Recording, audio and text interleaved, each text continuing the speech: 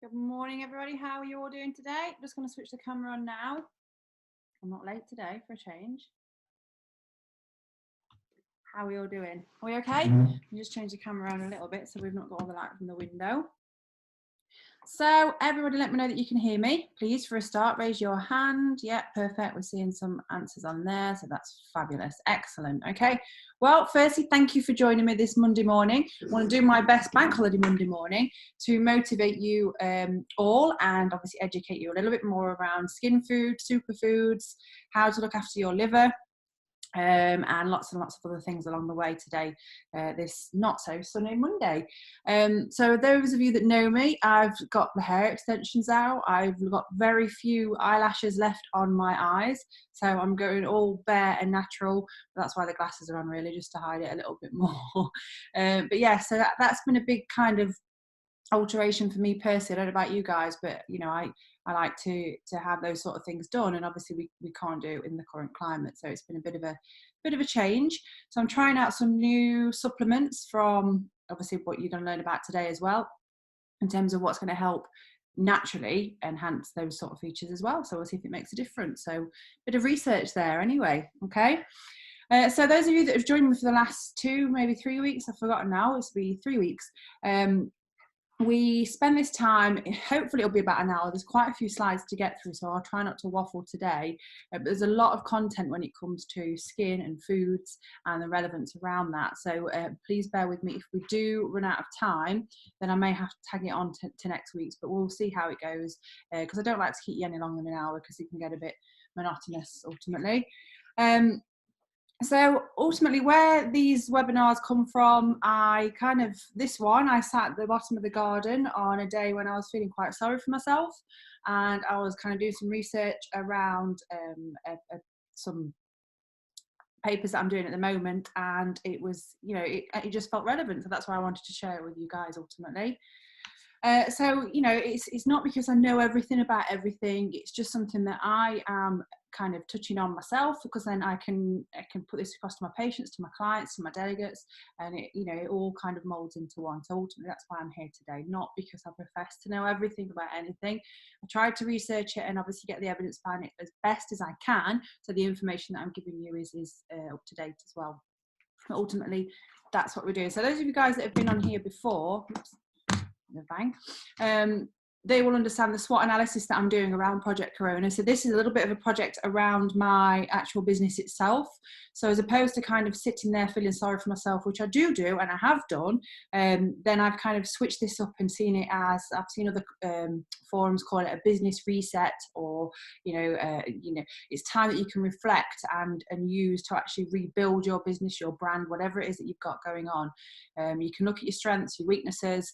Think of this as an opportunity with all this time on your hand ultimately, and what you can do with it to move your business and drive your business forward.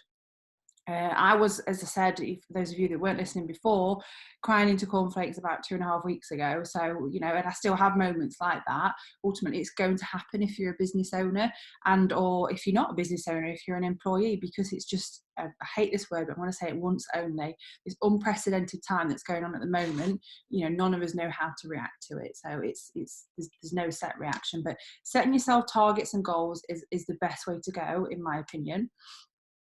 Those of you that have been on, obviously, you've seen the word art that I keep doing every week. So it's something that I encourage you to do on a weekly basis and just look back on the ones that you've done. It's kind of a visual, you know, this was week 1 for me. So you can see it's really, really negative. And then the more that I look at the ones that I do as I come along, I'll put them on next week, actually, all 3 of them. And as they come on, you can ultimately see the changes in the positivity and things, but still have bad days too, ultimately. These are some delegates sent me that was listening to the show last week, to the webinar last week, and again, you know, you can see they're quite positive, which is good. The first one a little bit negative, and then the red brick one's quite positive. And you can make them into fun shapes. It's just a free thing online. You just type in word art. It's really easy to use. So have a little play with that today if you fancy it. You can also build things for like kids' bedrooms and stuff. That's a really good way of you know, decorating and things like that. I've seen that done, so it's good. So we're going to focus today on skin and superfoods. Now, I have a few notes because, again, I don't know everything. Obviously, I've written down what I can to kind of help you guys as well. And whose diet looks like this right now? Anybody's? No, mine doesn't either. I wish it did. For one, I'm not queuing up at the supermarket every morning for fresh produce, but ultimately, you know, we can all kind of live this this dream life that this is all the sort of things and the foods and drinks that we're going to be eating. But what I want to do today is just kind of focus on key supplements, key things that are going to help the skin and the smile, obviously to link in to exactly what I do and why I do it ultimately, and why you guys are here as well. You may get something out of this for yourself too, for your family members, for friends. You may have that light bulb moment where you think, that's why that's been happening to my skin, and that's why that happens. And hopefully that, you know, that's what it's here for. So as with all my slides, I like to start about skin just to kind of give you a bit more of an in-depth idea of what we're dealing with. So it's not just skin. Ultimately, we have multiple layers. We have its own little metabolism that's going on here. So this dermis part at the bottom, that's all live. Those of you that know, I do the skin webinar. Melanocytes, they're really important for melanin production and DNA protection. Then you've got your stratum basal, spinosum, granulosum, lucidum, and corneum. So all these different layers of the epidermis. Ultimately, it's that top layer, which is dead skin cells, and obviously that is what can make the skin look quite dull and pale. So it's how we can keep these skin cells live and, you know, everything functioning as it should do ultimately, if not better than what it is normally. Okay. So last week we touched on stress, and we are going to cover a little bit of stress this week because obviously it does have a rolling effect. And when we start to think about diet and how something is affecting us from the diet, then it's more than likely linked to the stress as well, ultimately. So if you missed last week, then do drop me an email, because I'm happy, I did record it, and I'm happy to send it over if you want to kind of watch them interlinking that way. That's not a problem, just let me know. So how are everyone's diet, or how is everyone's diet right now? We had a bit of an argument about that, whether it should be how are or how is. So if anybody's big Instagrammer out there can correct me, then feel free. It's not my forte. As I say, I don't profess to sit here and know everything about everything. I just want to get this information across to you guys as quickly as possible. So we talked about stress last week and the changes in your skin, complexion and mood. Has anyone noticed, obviously, the diet's changed? Has it changed for the better? Has it changed for the worse? And have you noticed any differences in your skin, your complexion, and indeed your mood because of this? Because you more than likely will have, if you're either ignoring it or you've noticed it. So just have a raise of hands. Just show me who's noticed a bit of a difference. Yeah, I can see some hands coming up. Perfect. Well, loads of hands coming up. Wow. Can you see them all filling the screen? Yeah, ultimately. So everyone's diets, are they okay? So let's have a little show on the question on the chat. So you tell me who's noticed it for the good or for the bad. So obviously you're at home more, you're making food prep a little bit more. I, for one, haven't been doing it. I'm just living out of the salad bags that you can buy a truckload in. So I've got bad, bad, bad, better. That's brilliant. That's good. Definitely worse off, much worse, good, bad, I'm drinking more wine, not so good, usual. So that's good. If you know, if you're sticking to routine, that's absolutely amazing. But you know, if you feel it's quite bad right now, don't be too hard on yourself. You are still adapting to the situation and everything that's going on. So don't kind of kick yourself, because what will happen then is a whole catch-22 situation. You'll start to get stressed about it. That'll affect everything as well, and then you'll just literally go in a vicious cycle. So like I mentioned last week, trying to get into a routine is key. I mean, I used to be big into like food prep and things like that and going to the gym and all that sort of stuff. But for me, it wasn't maintainable. So there's some snippets as we go along that will hopefully help you. I know some of you guys said that it's worse because you're drinking more wine, you're drinking more. Ultimately, yes, gin's been my go-to through this as well. But there's some tips here to help you through. And I'm not sitting here to say, stop doing this and stop doing that. It's just guidance for you guys to take snippets of, share it with family and friends, and make it relevant to you ultimately, okay? Just check the chat and see if there's anything that I need to have a chat with you guys. Yeah, a bit more comfort food, better, less sweet, so that's good. Skin is suffering because gin's my friend too. So yeah, we're going to touch on sugar. We're going to touch on sugar in skin and the effect that it has on the skin as well. So hopefully it will help you make those more healthier choices when we're thinking about reaching to the fridge. I saw a poster on Facebook just the other day actually, or a post on Facebook where someone had said, Well, there's a swear word in it, so I couldn't use it on here, but they stuck a thing on the fridge saying, you're not hungry, you're just bored. And ultimately, yeah, that's probably a lot of us right now. It's definitely my little girl. So what I've started doing is, I'm going to start doing, she doesn't know this yet, I'm going to get a basket, and that's what she's got for the day, because ultimately she's saying, Mum, I'm hungry, like every 10 or 15 minutes. I'm like, you're not hungry, you're bored, do this, do that. I'm just trying to keep her entertained that way, because that is the first thing we can turn to ultimately, when things are different. And obviously she's not going to be eating every 15 minutes when she was at school, so we've got to try and stick to that as well. So it's all about routine in this time as it is at the moment. Okay, so when we're talking about diet, we talked about how everyone's diet is right now. Not only do we need to provide our skin with the right nutrients, but we also need to ensure that the body is actually absorbing them effectively, okay? This is why maintaining good gut health alongside a balanced diet is really, really important. Our modern day diets can be incredibly unforgiving on our digestive systems because of what we've just been mentioning there. The result is all too often inflammation. So we are going to touch on inflammation, but it's a massive subject. So that's actually what next week's webinar is on. So it'd be good if you obviously think about that as we're going through this. Hormonal imbalances, long-term illness, stress, lots of other things can have an effect on the digestive tract. And there are millions of bacteria, we know this, some friendly and some not so friendly. And it's higher levels of this bad bacteria that inhibit the body's ability to absorb the goodness and the vitamins and the minerals and other essentials efficiently. And as a result, the gut will become inflamed. So we have that inflammatory process, which is why the number of food intolerances is obviously peaking as well.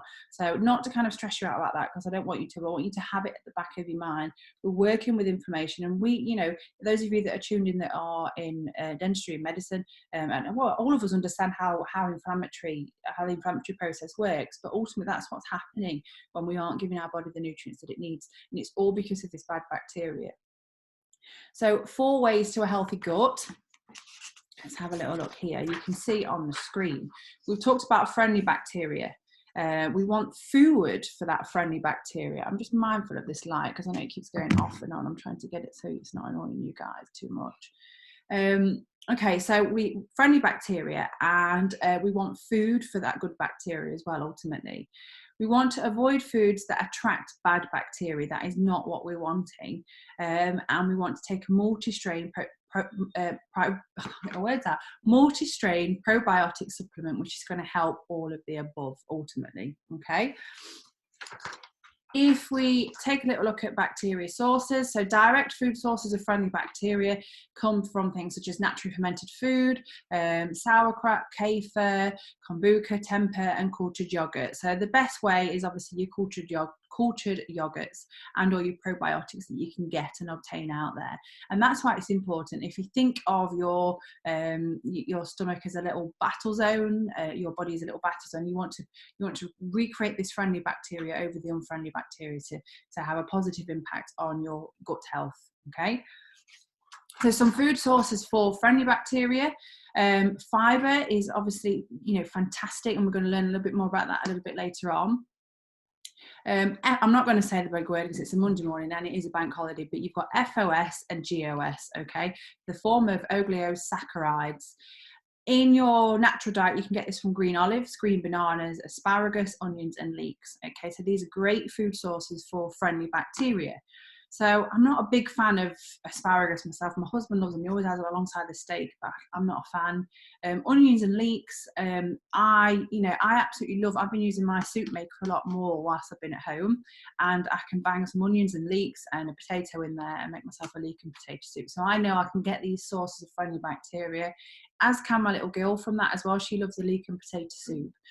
So it's kind of thinking how you can use them without just, you know, thinking, oh, you know, how am I going to eat this today, or including it into your diet ultimately.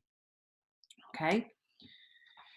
So we're going to come on to the liver, which is obviously super relevant in all of this. Its main role is obviously a healthy liver is going to equate to clarity and skin vibrance. So those of you that put your hand up and said, I'm on the gin now, I'm drinking loads more wine, you know, I've been a bit unhealthy with sugars and things like that, we're putting a big impact onto our livers. So obviously we need to be mindful of this as well. The liver is there to, its main role is for toxin removal. It takes kind of pesticides out of food. So if we're not washing fruit and veg, you know, it's inevitable that there are some pesticides still left on food. It helps with medication, alcohol, caffeine. What am I drinking right now? You know, I'm trying to have like 3 or 4 a day. I've got the coffee machine here, but I need to try and cut down with how many I'm having because it isn't great. It repackages these toxins to be safely removed by the digestive system. The common reason why the liver actually becomes overloaded is on constipation, and toxins get stuck and they also then get rerouted back to the liver and end up getting detoxified twice. So we're overworking this liver, which is not going to have a good effect as well, which is why when we talked about fibre, super important to keep the liver ticking over and keep everything functioning properly and as it should. So fibre equals a skin tox. It's really important to kind of know if you do have kind of going to the toilet issues and constipation issues, it's really vital that you don't try and attempt like a liver tox or anything like that without any formal support from a GP. And obviously, you know, it's really important. I'm not saying this because I know everything. This is just reading around the subject. So don't take what I'm saying for kind of that's what I need to do because Annette says this is what I've found from the research that I've done. But by all means, if you are suffering with any sort of issues like that, then I would recommend speaking to your GP first and foremost for sure. Okay. So fibre equals skin tox. By increasing our fibre intake and the probiotic rich foods, which we've talked about, we're going to prevent constipation and those toxins building up in the liver, ultimately improving skin health, gut health, and overall systemic health as well. Okay. Liver kickstart. Okay. This is what we need to do. So this is what you can all try, maybe starting from tomorrow, see how you get on.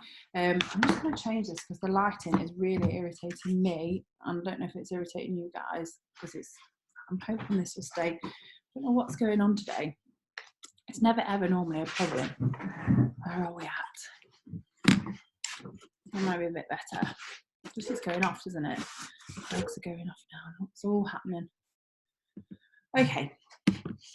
So this is what you guys can all maybe try starting from tomorrow. So kickstart your liver and begin the day with a cup of the following.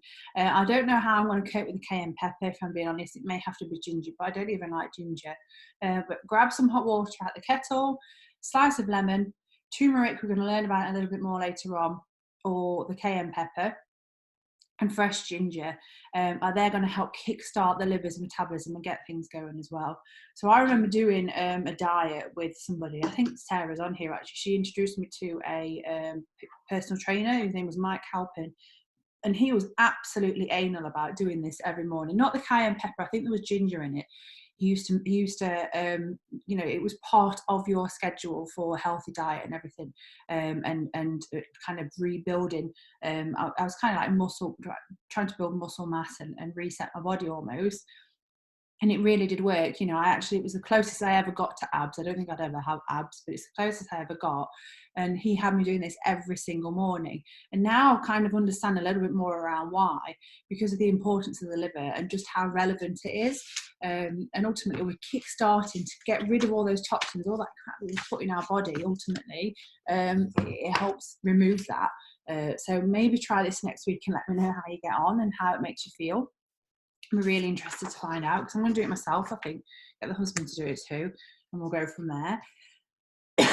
Okay. So to help support the liver, we can start by cutting down on aggravating foods, alcohol, coffee, hydrogenated fats. We can try and eat these clean foods, vegetables such as broccoli, cabbage, spinach, and kale, so all your green veg. And you can get it from berries, citrus fruits, and fresh herbs as well. And then step 3, we can think about milk thistle or chlorella for liver function and that natural anti-inflammatory process that we want to try and kickstart as well, ultimately. Okay. So again, we're going to touch on inflammation, but because there is so much around it, especially in relation to skin and reactions and certain skin conditions, and when the inflammatory response, we want it, when we don't want it, then I do definitely think it's got its own space for inflammation next week. So I'll be working on that for you guys for next week, if you'd like to tune in. But obviously, as we know, there's progressing research which is linking information to not only speed up aging process, but it can also aggravate conditions like acne, rosacea, psoriasis, and eczema. So on top of everything, we've got this to worry about ultimately as well. But let's learn a little bit more about that next week. So I look forward to sharing that with you guys. So I'm going to talk about my top 6 skin-loving superfoods now. And this is, again, what I found over time when I've done various different diets. I've tried many different diets, but these things always tend to pop up whenever it is that I am kickstarting something new, and understanding and appreciating more about them might make you realise how important they are in our diets. It's quite easy to add them into your diet. I know it's obviously a bit more difficult to get hold of them right now, but there are a lot of online vegetable stores that are doing deliveries now. You know, I've seen quite a lot of boxes that you can get on a weekly basis that include all these things like little supplements and packets that you can get in home delivery. So again, you know, no excuses in that sense. And they can be quite reasonably priced now as well. I think they've come down quite a lot from what they used to be. But adding superfoods to your daily diet, such as smoothies, home baking, and cooking where you can. I don't cook, so this is kind of going to be down to my husband to sort out, because this is not my remit. I'll kind of say the sort of things that I like, and he'll go off with that, and we'll try and obviously implement these into diet as well and make a difference that way. So again, when I worked with Mike Calvin, he keeps coming up, but he was a PT and he really did know his stuff about nutrition, and he used to bang on so much about flaxseed, so much so I used to have in a smoothie once a day like a flaxseed oil that I used to mix in, and it was horrendous. So there's no point in going down that route if you can't take them or do it that way.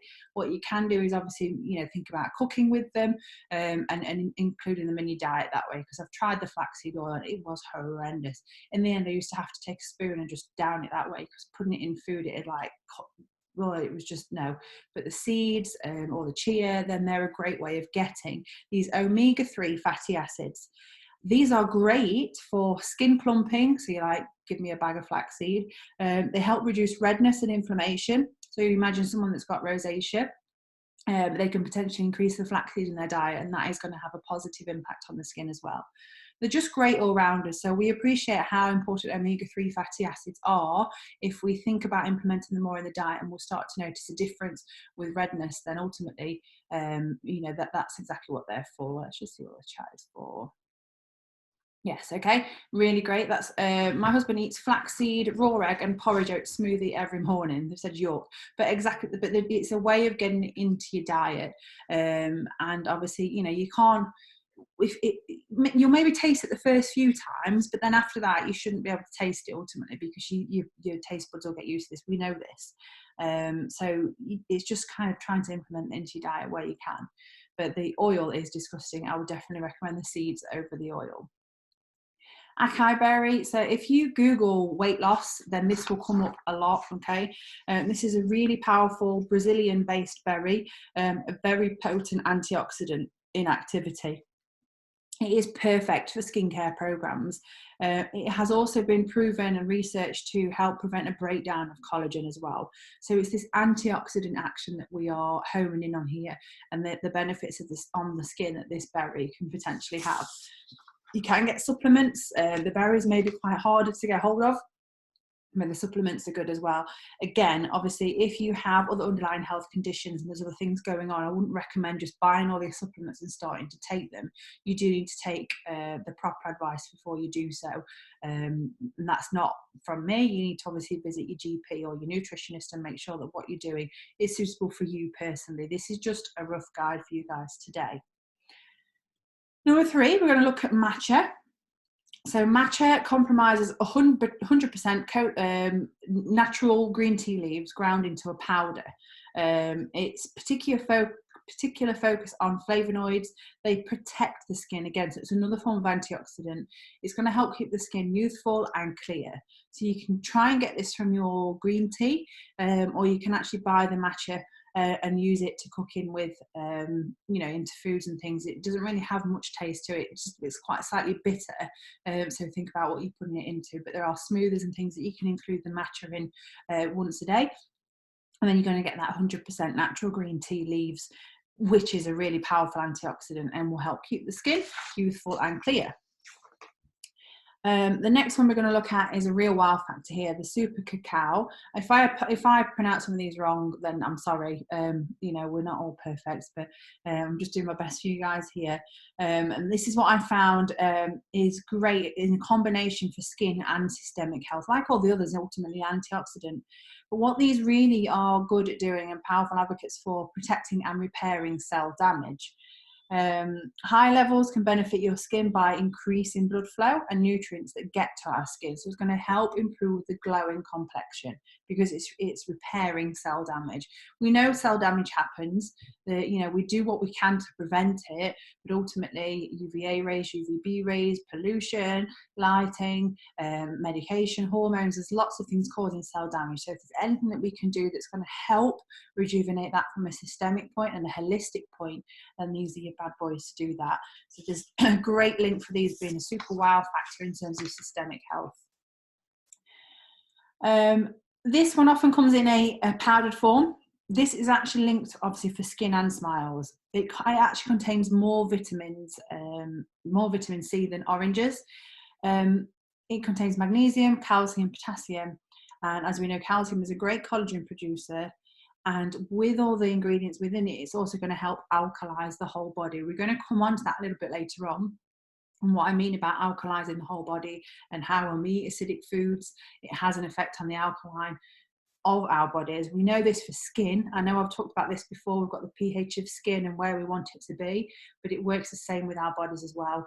That again is going to help keep our gums healthy, keep our smiles healthy, keep our skin healthy, keep our cells healthy, and keep our body healthy. So it's all about science ultimately. So you see how you can implement this into your homeschooling maybe perhaps as well. It's something that you can think about doing and implement it, talking about science and pH with your little ones at home as well. We're going to just take a quick look at spirulina as well. This is a bluish greenish microscopic plant. It's high vegan protein content and it's easily absorbed. Proteins, as we know, are cell building blocks. They help encourage healthy skin turnover and regeneration. You hear me talking about, you know, obviously amino acids and things like that for skincare. From a systemic point of view, this is something you definitely want to try and implement into your diet. You can obviously access and start to cook with and utilize as well in some ways, okay?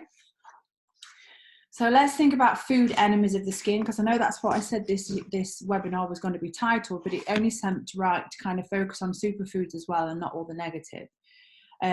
So just show me in the chat what you've found with your skin and how it's been. So those of you that have said that your skin's been feeling quite negative, just give me a shout out here.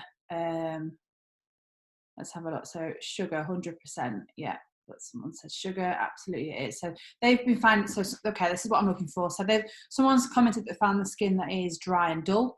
Breakout if I drink wine, but not so much with gin. That's interesting. I've been drinking loads of Diet Coke. Kelly, you know how terrible that is for our skin, and ultimately the acids in it as well. So it's not great. Someone's commenting eczema, with a little redness all the time, occasional breakout. Redness all the time, full stop. So basically the skin's just, you know, they're not happy with the skin, full stop. Red spotty skin. So they use you guys that maybe are telling me what your skin problems are. If you didn't watch the stress one last week, then you need to watch that too, because that is going to have an impact on everything as well. Ultimately, stress is going to be affecting your skin. So it's important to kind of home in on that at the same time as this. So again, if you want to drop me an email and request that, I can forward you the recording over. But yeah, it's you know, you either have everything going on with your skin, or you may have patches on your skin, things that you've noticed before that weren't there before. I keep getting 3 little friends, just this area here. And again, I'm putting it down to stress. I am running more, so I'm doing more exercise, so it could be that as well. And obviously the you know, sweating, as we know, is going to have an effect on the skin. But ultimately, I think, you know, like all of us at the minute, it's going to be a combination of everything. So just getting the information behind you and then making those informed choices will hopefully help as well. Okay, so I know there are this, I'm a big stickler. I know, if you guys are gluten free, I completely get that.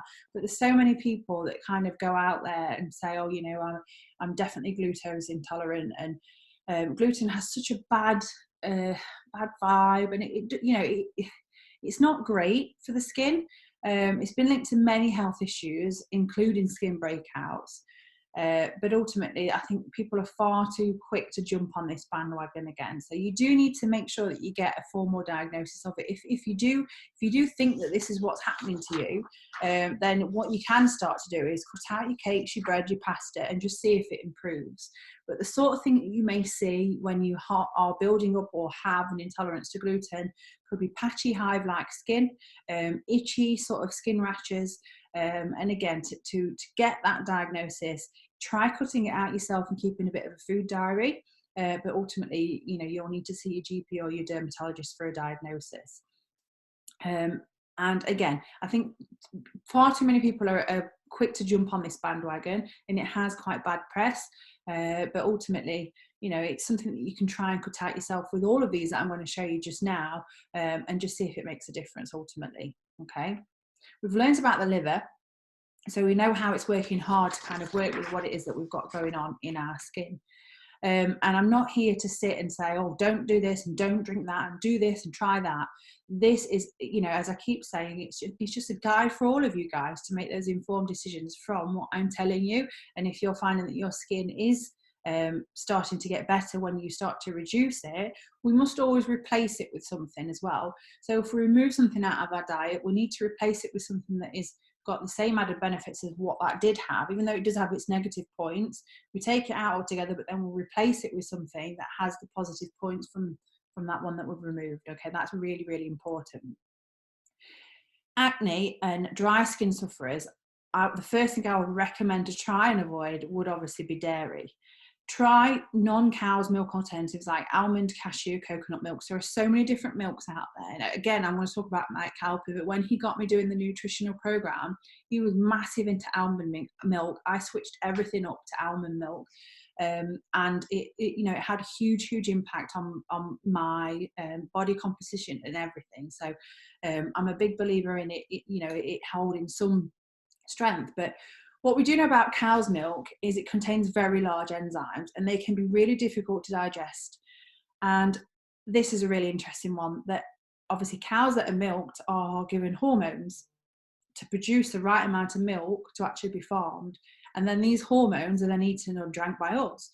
So obviously, not only have we got our own hormonal things going on, and maybe that could be having an impact on eczema, on the acne, on everything that's going on, but we're actually ingesting these hormones that are given to the cows to produce more milk as well. So there's a food for thought. Dairy also contains protein molecules that may cause an intolerance, and fats that produce prostaglandin. So with prostaglandin, we're going to see an increase in inflammation, which we're talking about, and an imbalance in hormones. If you do like cow's milk, dairy milk, and you want to kind of stick with it, your best option would be full fat.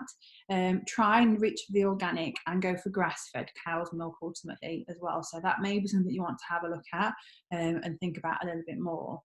Again, really stressing that you can't just remove it from your diet, you need to replace it with something. So you'd have to consider other calcium-rich foods, such as like your green veg, soft fish like your salmon, your pilchard, anchovies, and then you can get it from grains as well, nuts such as almond, sesame seed, and sunflower seeds as well. So we're not just taking it out altogether, we are replacing it. That's really, really important. Just see what everybody's saying. Oat milk is a good substitute. That's from, Ali, that's great, thank you very much. Less flavour change, so that's really good to note out. Someone said they're going to try this because it's an easy swap. I've had IBS severely for years and acne. Found out I was intolerant and stopped intake. 2 weeks later, my acne began to clear up. I had 3 rounds of Roaccutane and it's never cleared it, okay? I'm not going to start the whole debate around Roaccutane, but ultimately, that's the power that it can have, because we know what we're putting in our bodies is going to have an effect on the biggest organ. Ultimately, that's our skin. So if we can think about what we're putting in and how it is going to have an effect on our liver, how it, you know, hormones that come into it, that was a big eye opener for me. And for God's sake, I was brought up on a farm opposite a milk farm. I can remember asking my mum and dad the question about cows and how, you know, because you can see the udders by the end of the day, they're just like hanging down on the floor, and how are they producing so much milk? How does that work? What this whole hormone thing, I was like, good God, you know, that was like a real like epiphany moment for me. I'm like, that's wow. And then, you know, again, I do drink cow's milk. This is what's in here. I like my milky coffee. I'm not here to say, oh, I'm never going to have it, but it's worth thinking about cutting out if it is having a negative impact on your skin, which is then going to stress you out, which is then going to have a whole effect on what we chatted about last week as well. Okay, so it's a little bit early. What time have I been starting drinking? My cut-off has been, well, it was 5 o'clock, but last weekend, I'm not going to lie, I actually wrote this webinar. I wasn't feeling very well from the night before. I found this really nice orange gin. It's really, really nice, but I liked it too much. And again, I wasn't feeling very good. My liver was really telling me off the day I wrote this webinar. And I've switched up since then, and I've said to my husband, to my sister-in-law, like, that's it now. Like, as I've written on here, I'm trying to, you know, put it so it's sustainable, but at the minute with everything going on, I'm focusing on 4 or 5 alcohol-free days a week altogether. So I'm on the decaf coffee when it's those days, really flushing out and helping my body and my liver to recover, because it is having an effect on my skin. It is having an effect on myself and my well-being as well. So it's not an ideal situation to be in. But we've all had that hangover and noticed that our skin is dull, dehydrated, and just looking not great. Oh, we're not feeling great either. Alcohol is a sugar in effect. We are adding to the liver's toxic load. Red wine, okay, it is not great for rosacea. I'm going to read about why in just a second. Again, try to focus on 4 or 5 alcohol-free days a week.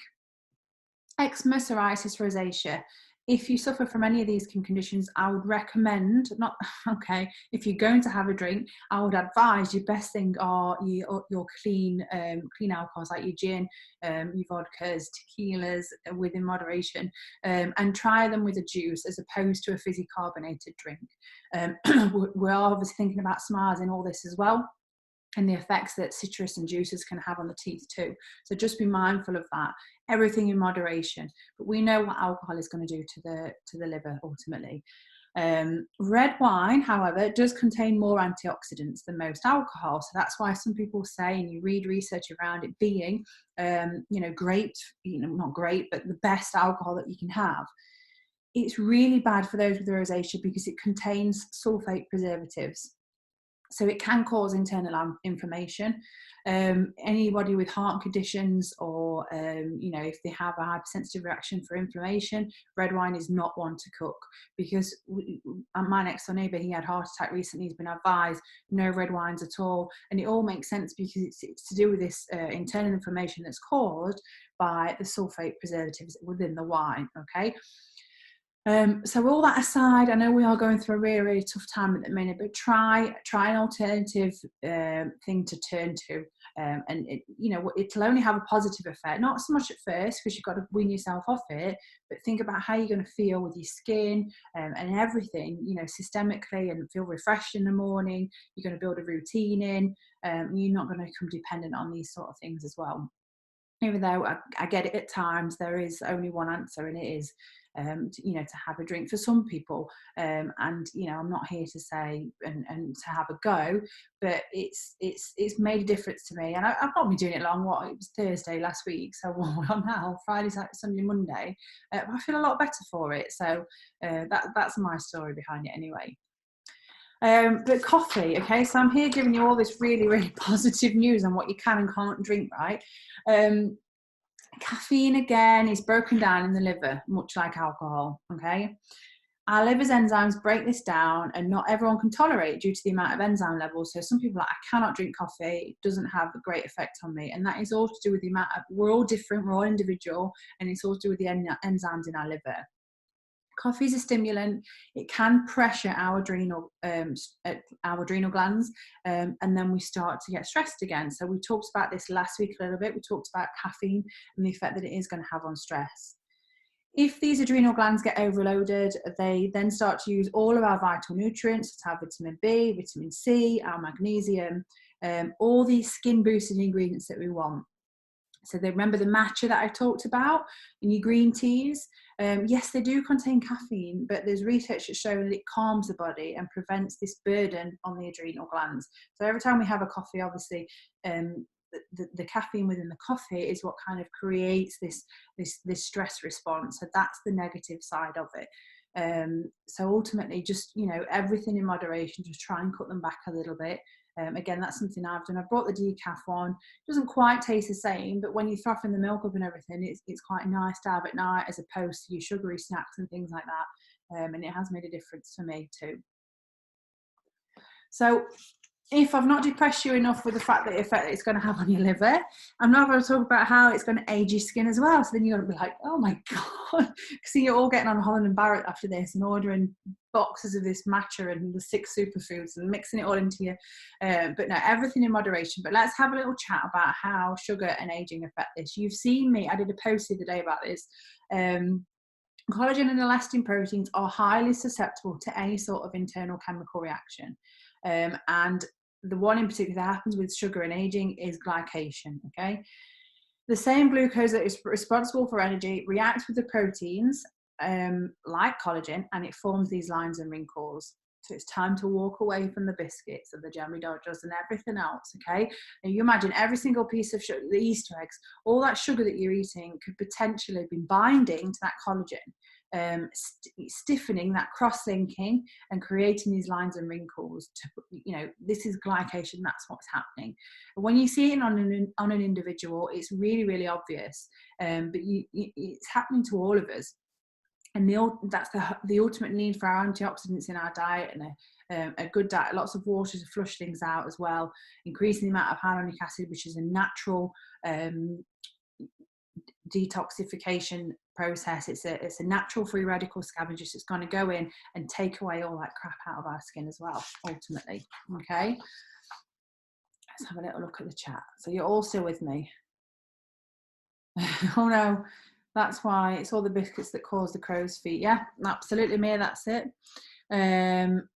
Someone's asked here, would organic milk be non-hormone fed? I've always been wearing milk, that's why I only get organic for my daughter. That's interesting to know about the hormones. Again, this is something that I've read into lightly for you guys. So if you want to look into this more, then please do. But yeah, it was an eye-opener for me. I know there's been a lot of changes around dairy and milk and the processing of, but ultimately that's how the dairy farms get to create so much milk. So it was an eye-opener for me as well. But do have a read around. And if you find anything different, then let me know, because again, this is still a learning curve for me. I'm sharing this information with you guys right now. So sugar and acne, okay? So yes, not only can this sugar create these crow's feet, ultimately, it's going to cause glycation of the collagen. So it's going to affect how that collagen is being produced. It also has, we talked about it last week in stress, it is going to imbalance our hormones. Hormone imbalance and inflammation are 2 key factors contributing to any sort of breakout. Sugar is going to disrupt our hormonal imbalance by telling the pancreas to release more insulin, ultimately.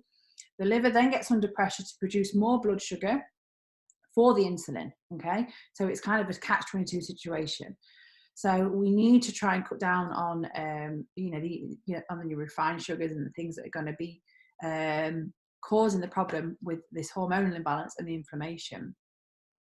Candida is another way that sugar can trigger breakouts as well. So we're going to come on to that a little bit just now. But Candida in itself can trigger breakouts all on its own. It's another sugar that can trigger breakouts. It's a yeast that lives in the skin and within the digestive tract, and it thrives on sugar.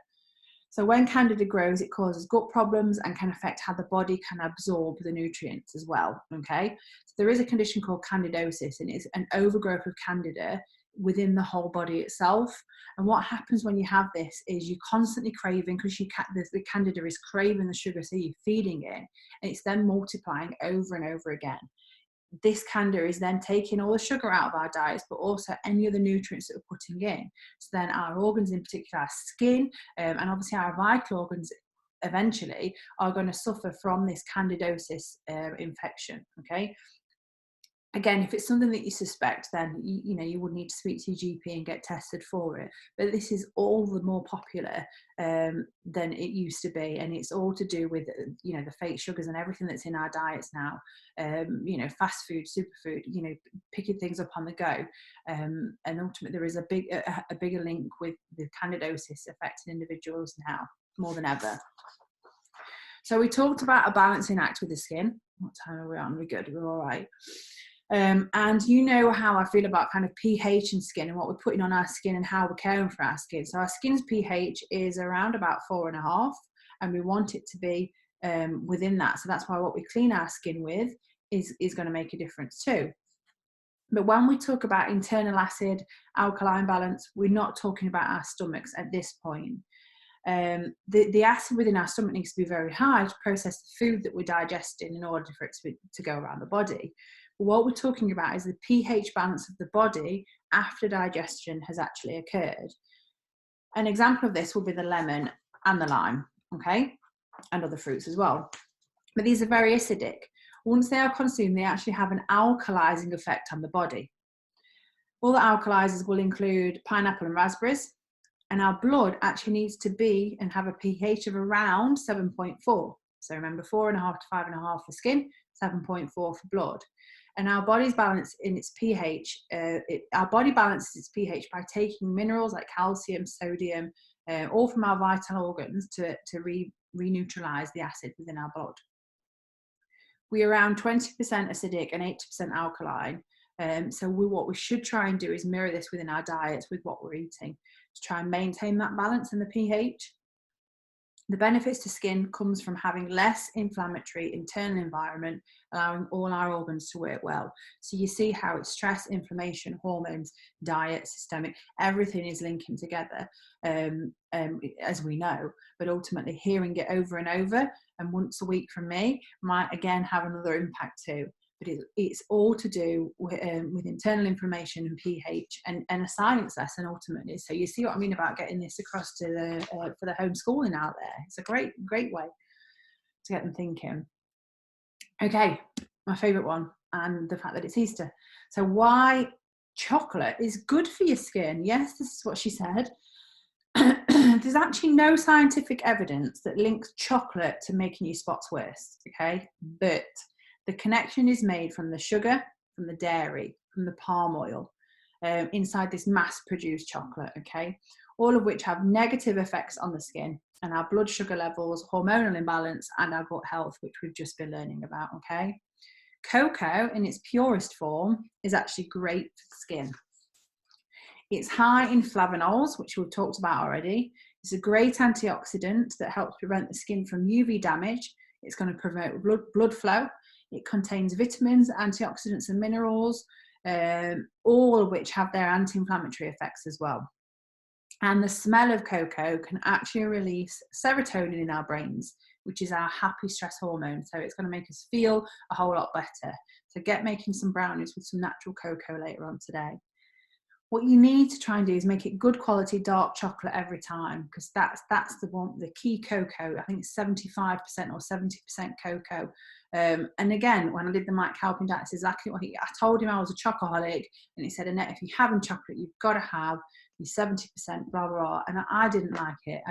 I'm not a big fan of it. I don't like dark chocolate. Again, I like dark chocolate with a glass of wine, but then we're defeating the whole object.